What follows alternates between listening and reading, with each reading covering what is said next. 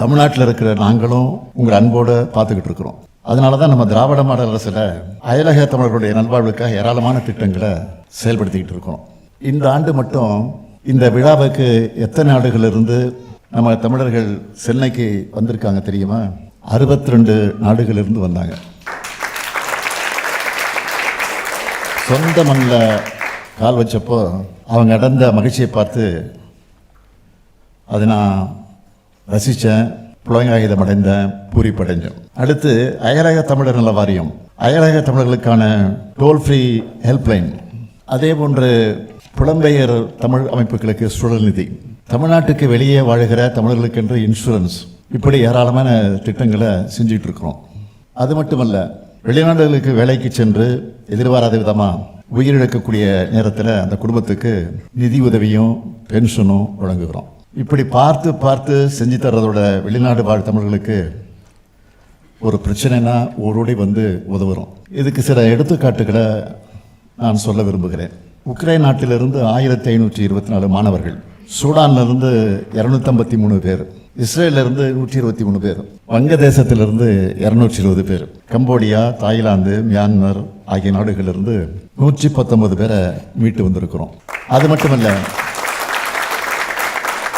இன்னும் சில நெகிழ்ச்சியான சம்பவங்களையும் உங்ககிட்ட நான் பகிர்ந்துக்க விரும்புகிறேன். காஞ்சிபுரத்தை சேர்ந்த மனோஜ் என்பவர் அமெரிக்காவிலிருந்து சென்னை வரும்போது அவருடைய குழந்தையின் பெயர் சந்தியா. சந்தியாவுக்கு நடுவானில் கடுமையான உடல்நலக்குறைவு ஏற்பட்டுச்சு. உடனே ஃப்ளைட்டை இஸ்தான்புல்ல லேண்ட் பண்ணிட்டாங்க. அந்த குழந்தையை மேல் சிகிச்சைக்காக சென்னை கழிச்சிட்டு வர 10 லட்சம் ரூபாய் வழங்கணும். மயிலாடுதுறையை சார்ந்த முபாரக் அலி என்பவருக்கு தாய்லாந்தில் உடல்நலக்குறைவு ஏற்பட்டப்போ 10 லட்சம் ரூபாய் செலவில் சென்னைக்கு அழைச்சிட்டு வந்து சிகிச்சை அளித்தோம். குவைத் தீ விபத்தில் சிக்கின 7 தமிழர்களுடைய உடலை மீட்டு ஒப்படைச்சு அந்த குடும்பங்களுக்கு 5 லட்சம் ரூபாய் வழங்கணும். 2ஆம் உலகப் போரில் போர் கைதிகளாக இருந்து மறைந்த தமிழர் நினைவாக தாய்லாந்து நிலுகல் அமைக்க 10 லட்சம் ரூபாய் வழங்கியிருக்கிறோம். இதையெல்லாம் நான் குறிப்பிட்டு சொல்ல காரணம், தமிழ்நாட்டில் திராவிட மாடல் அரசும் உங்கள் முத்துவேல் கருணாநிதி ஸ்டாலினும் உங்களை ஆதரிக்க, அரவணைக்க எப்பவும் எந்த நேரத்திலும் எந்த சூழ்நிலையிலும் இருப்போம். அதை சொல்லத்தான் இங்கே குறிப்பிட்டு சொன்னேன். இதை கேட்கும்போது வெளிநாடுகளில் அல்லல் படுகிற யாராவது ஒருத்தருக்கு நம்பிக்கை பிறக்கும், அவங்களுக்கும் உதவ நமக்கு ஒரு வாய்ப்பு கிடைக்கும்னு அதற்காகத்தான் இதை சொல்கிறேன். இப்போது நான் சொன்ன முன்னெடுப்புகள் எல்லாத்தையும் விட மிக முக்கியமான திட்டம்தான் வேர்களை தேடி திட்டம். வெளிநாடுகளிலேயே செட்டில் ஆகிட்ட சிலர் மண்ணை விட்டு பிரிஞ்சு தூர தேசத்துக்கு வந்துட்டோம். இனி இந்த சொந்தம் அவ்வளோதானா? உங்களுக்குள்ள நிச்சயம் இது ஏற்பட்டிருக்கும். அப்படிப்பட்ட புலமைந்த தமிழர்களோட குழந்தைகளை, மாணவர்களை நம்ம தமிழ்நாட்டுக்கு அழைச்சிட்டு போய் நம்ம மரபோட வேர்களை அறிமுகம் செஞ்சுட்டு இருக்கோம்.